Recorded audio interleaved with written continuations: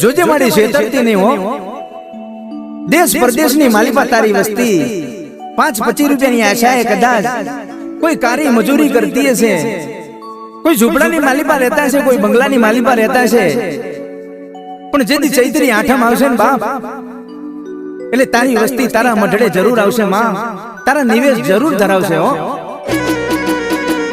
હા મારું સઠિયારા હા હા ને ભાઈ બાલાવે હા. જય હો જય શિયોરી દગાય.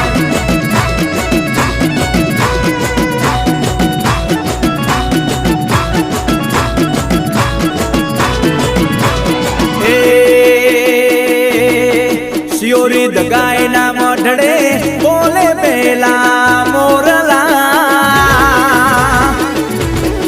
શિયોરી દગાય ના મઢડે બોલે પેલા મોરલા 900